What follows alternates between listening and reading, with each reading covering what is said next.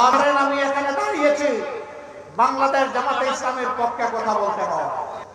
সেই 15.5 বছর মায়ের বুক থেকে যে সন্তানকে কেড়ে নেওয়া হয়েছে, আমি ওই মায়ের পক্ষে আজকে কথা বলতে দাঁড়িয়েছি।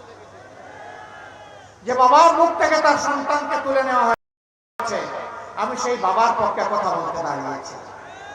যে বোনটির বুক থেকে তার স্বামীকে উধাও করা হয়েছে, আমার সেই বোনটি, আমার মজলুম বোনটির পক্ষে দাঁড়িয়েছি। যে কচি সন্তানগুলোকে এতিম করা হয়েছে, আমি সেই এতিম অবস্থার পক্ষে এখানে দাঁড়িয়েছি। ঘুরে ঘুরে সারা বাংলায় তখন চেষ্টা করেছি সেই মুসলমানের খোঁজখবর নেওয়া। তাদের দুয়ারে গিয়ে হাজির হয়েছে জীবনের রিস্ক নিয়ে। আমি তাদের চোখের কোনায় তরল পদার্থ দেখেছি। সেই তরল পদার্থ চোখের সাধারণ পানি ছিল না। তাদের আপনজন প্রিয়জন হারানো যে মানুষগুলো দুনিয়া থেকে চলে গিয়েছে, তাদের রক্তের ফুটা আমি চোখের কোনায় দেখতে পেয়েছিলাম। অবুঝ বাচ্চাগুলো বলতে আসে, আমার সাথে আসে। একটা দেয়ালে তার বাবার একটা ছবি দেখে বলতে, এটা আমার বাবা।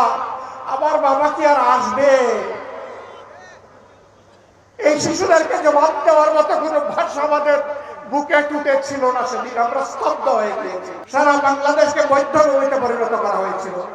আজ আমি তাদের পক্ষে দাঁড়িয়েছি। এখানে আমি দাঁড়িয়েছি 18 কোটি মানুষের পক্ষে।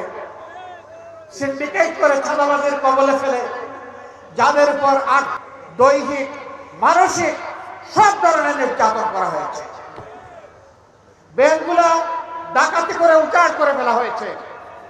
শেয়ার মার্কেট লুট করে কমপক্ষে 284। আমি তাদের পক্ষে দাঁড়িয়ে যারা এদেশের মানুষকে গোলাম বানিয়ে নিজেরা জমিদার হয়ে বসেছে।